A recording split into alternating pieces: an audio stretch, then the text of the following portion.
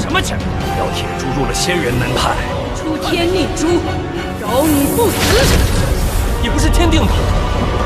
质子心坚，再看那些狗腿子们，还敢再欺负你们？矮人的命数，这珠子能抢得，老子就抢不得。为何大道无期，无脑罢了。चट्टान से गिरने के बाद वांगलिन अब एक गुफा में फंस गया है और कुछ देर के लिए बेहोश हो जाता है। लेकिन जैसे ही उसकी होश आती है, वांगलिन एक बहुत ही कीमती खजाने यानी थियानी पर्ल को पाता है, जिसके लिए हजारों सालों से लड़ाई होती रही है, जैसे कि एपिसोड 1 में दिखाया गया था। अभी याद है ना? जिज्ञासा के चलते वांगलिन फिर पर्ल को हाथ लगाता है और अचानक उसके साथ एक चमत्कार होने लगता है। उस पल वांगलिन अचानक एक दूसरे डायमेंशन में चला जाता है, एक जगह जिसे ड्रीम रेल्म कहते हैं, जो असल में पर्ल के अंदर ही होती है। उस डायमेंशन में वांगलिन टूनन की रूह से मिलता है, जो इतनी देर से पर्ल के अंदर फंसी हुई थी। उस वक्त वांगलिन का जिस्म लगभग टूनन के कब्जे में जाने वाला था, क्योंकि टूनन फिर से आजादी महसूस करना और एक दूसरे इंसान के जिस्म के जरिए इंसान की तरह जीना चाहता था। लेकिन हैरानी की बात यह है कि वांगलिन का जिस्म कब्जे में नहीं जाता, जो टूनन को हैरान और गुस्सा दोनों कर देता है। फिर भी टूनन, जो अब भी जिचासु था, बार बार वांगलिन के जिस्म को कब्जे में लेने की कोशिश करता है, लेकिन हर बार फेल हो जाता है, क्योंकि उसके सारे एफर्ट्स बेकार होते हैं। आखिरकार टूनन कोशिश करना छोड़ देता है और सोचने लगता है कि पर्ल द्वारा चुने गए व्यक्ति जैसे वांगलिन जैसा बेकार क्वालिफिकेशन वाला लड़का कैसे हो सकता है। अपने सोच विचार के बीच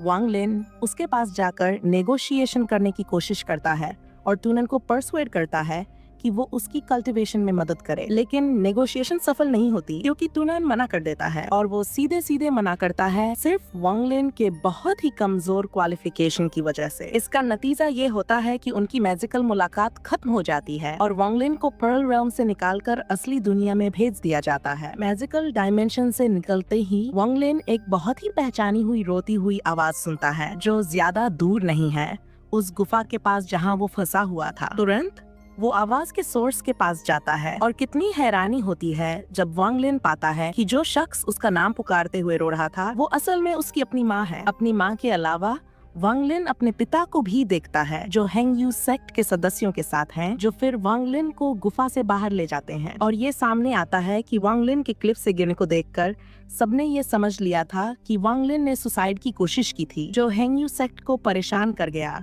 और आखिरकार वांगलिन को ढूंढने में मदद की। और अचानक ये मिसअंडरस्टैंडिंग वांगलिन के लिए एक एक्सेप्शन बन जाती है और उसे आखिरकार उस सेक्ट में डिसाइपल के रूप में एक्सेप्ट कर लिया जाता है। हालांकि वांगलिन को हेंगयू सेक्ट का डिसाइपल उसकी गलती के चलते एक्सेप्ट किया गया, वो इस मौके को बेकार नहीं जाने देता और खुशी खुशी उसे एक्सेप्ट करता है, अपने दिल में पक्का फैसला करते हुए कि एक दिन वो साबित करेगा कि वो सच में हेंगयू सेक्ट का डिसाइपल बनने का हक रखता है। इस फैसले के साथ वांगलिन फिर से अपने माँ बाप से अलग होता है और एल्डर सन और सीनियर जांग के साथ हेंगयू सेक्ट वापस जाता है जितनी जल्दी हो सके। हेंगयू सेक्ट पहुंचकर सीनियर जांग उसे सेक्ट के कई बेसिक रूल समझाते हैं। एक रूल था कपड़ों के रंग के बारे में, जो सेक्ट में डिसाइपल्स के स्टेट्स या रैंक को दिखाता है। लाल और पीला रंग हेंगयू सेक्ट के डिसाइपल्स को दिखाता है, जबकि ग्रे रंग अनरेडी डिसाइपल्स को दिखाता है, जो सेक्ट में सबसे लोएस्ट लेवल होते हैं। ये समझाने के बाद वांगलिन को उसके नए रहने की जगह पर ले जाया जाता है, जहां ग्रे कपड़े पहने हुए डिसाइपल्स हेंगयू सेक्ट के डिसाइपल के रूप में स्टेटस रखते हैं। उस पल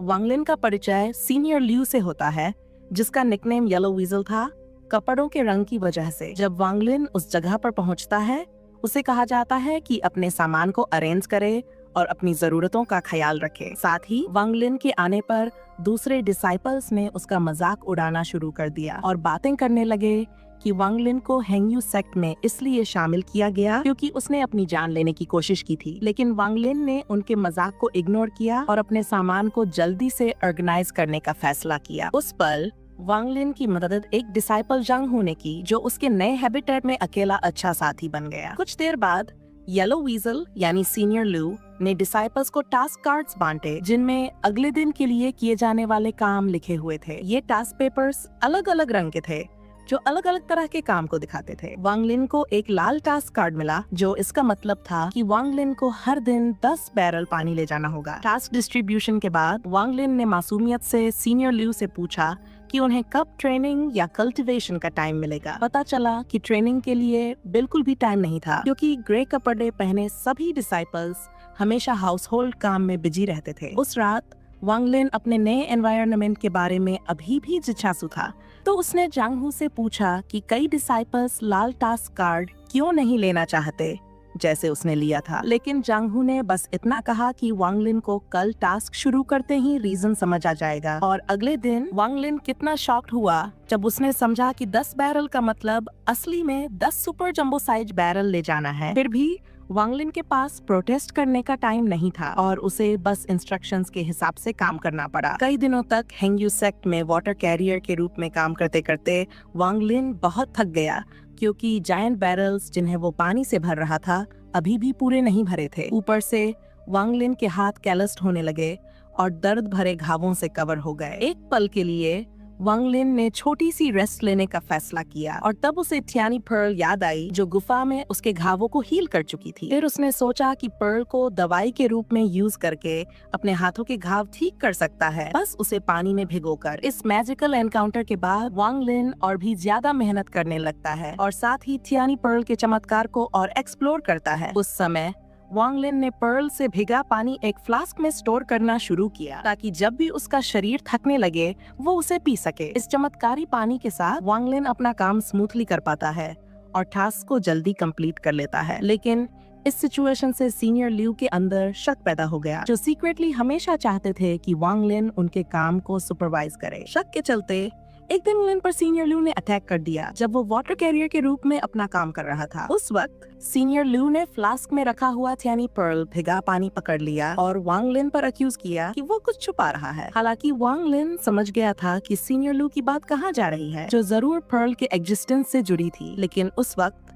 वांग लिन ने जाने अनजाने इग्नोर करने का फैसला किया ताकि पर्ल का राज सुरक्षित रहे। दूसरी तरफ इस इंसिडेंट की वजह से वांग लिन को टूनन ने डांटा, क्योंकि ये लड़का बिल्कुल भी रेसिस्ट करने की ताकत नहीं रखता था। ये देखकर टूनन ने डिसाइड किया कि वो वांग लिन को कल्टीवेशन सिखाए, ताकि आगे चलकर वांग लिन अपने आप को बेहतर प्रोटेक्ट कर सके और ऑफ कोर्स टूनन को भी फायदा हो। बिना वक्त जाया किए टूनन ने वांग लिन को इंस्ट्रक्शंस दिए ताकि वो कल्टीवेशन के पहले स्टेज यानी फर्स्ट लेयर एनर्जी कंडेंसेशन तक पहुंच सके। इसके लिए वांग लिन को थियानी पर्ल से और ड्यू कलेक्ट करनी थी, जो उसने तुरंत शुरू कर दी। सारी प्रिपरेशंस कंप्लीट होने के बाद वांग लिन थियानी पर्ल realm के अंदर कल्टीवेशन शुरू करता है। कुछ दिन बाद पता चला कि सीनियर ल्यू स्वानडाओ सेक्ट के साथ एक्सचेंज कॉन्फ्रेंस के लिए बिजी है। एक्सचेंज के लिए एल्डर सन, जो हेंग्यू सेक्ट के एल्डर्स में से एक हैं, ने डिसाइड किया कि वांग लिन के एनवायरनमेंट में से एक डिसाइपल को येलो क्लोथ डिसाइपल का स्टेटस दिया जाए। और अनएक्सपेक्टेडली ये प्रमोशन वांग लिन को ही मिली, जो उन ग्रे क्लोथ डिसाइपल्स में जलन पैदा कर देती है, जो हेंग्यू सेक्ट में ज्यादा टाइम से हैं। हालांकि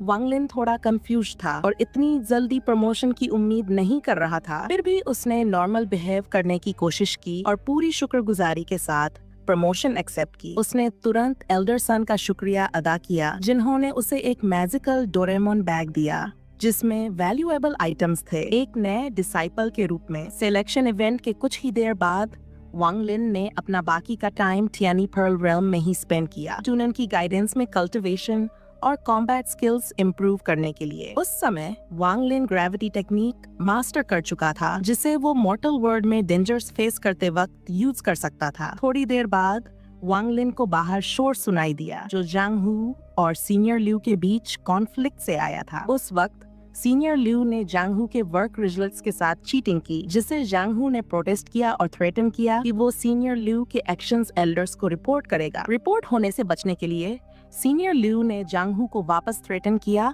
कि वो तुरंत डील करेगा। थोड़ी देर बाद सीनियर ल्यू पर अटैक कर देता है, लेकिन फिर जब जांग हू, जो उसका सेक्ट मेंबर था, सीनियर ल्यू से बुली हो रहा था और लगभग मार दिया जा रहा था, वांग लिन, जो ये सब देख रहा था, तुरंत इंटरवीन करता है और सीनियर ल्यू के अटैक को रोकता है। साथ ही जांग हू, जो बदले की भावना से भरा हुआ था, पीछे से सीनियर ल्यू के पास जाता है, उसे स्टैब करता है और उसे इंस्टेंटली मार देता है। और इसी के साथ ये एपिसोड यहीं खत्म होता है।